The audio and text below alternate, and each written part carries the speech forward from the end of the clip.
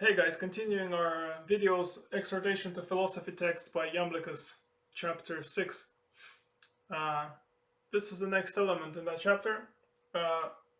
Iamblichus is saying that there is such thing as science of effects. I think he calls it like this.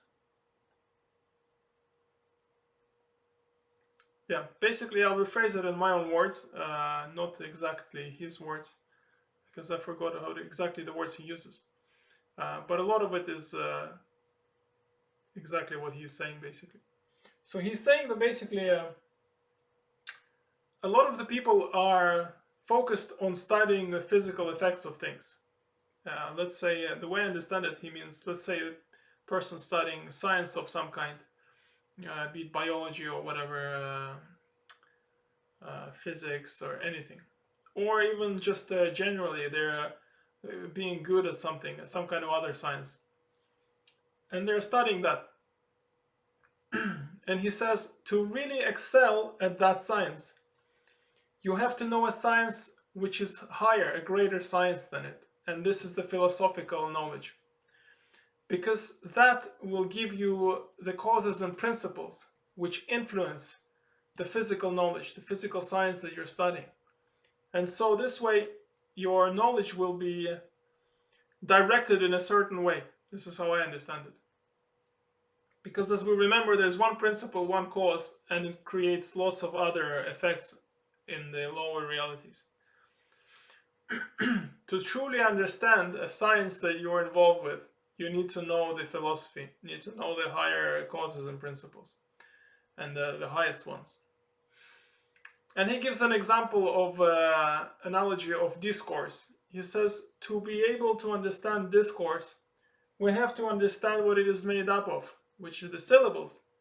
And there are fewer syllables, but there are much more meanings and words and such of discourse.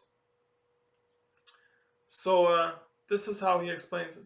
The way I understand it is very simple. If you look at scientists in history who were into philosophy, into prayers and things like this, worship, meditation, and you look at the progress they made within their scientific fields, it is absolutely tremendous compared to scientists who were not spiritually inclined.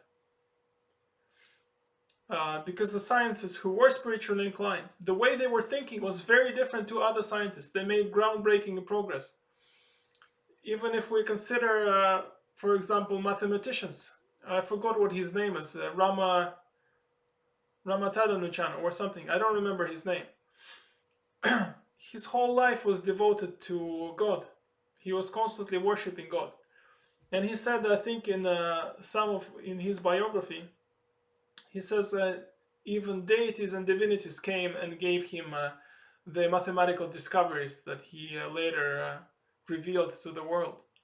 And he is just one little example of a whole range of different scientists throughout history. So if you want to be a scientist, and it doesn't matter if you're a scientist or if you're, the way I understand it, you can be anyone. They can be, for example, in the not typical sciences, for example, a fashion artist or a painter or somebody. If you study philosophy, this will make your thinking and your perception and your understanding flow in such a way that will make your science, that whatever, either it's a traditional science, biology, mathematics, physics, or modern contemporary sciences, whichever it is, it will make that science much more powerful, more genius, essentially. And it's not surprising that the higher part of ourselves is often called our genius in spiritual literature. So so again he says, Iamblichus, and again, because of this, exhorts us to study of philosophy. It will influence and make everything better. It is beautiful how it is working. Directly it makes things better. Indirectly it makes things better. Makes everything better. Because it is the science of good. That's what philosophy is. So that's it in this video.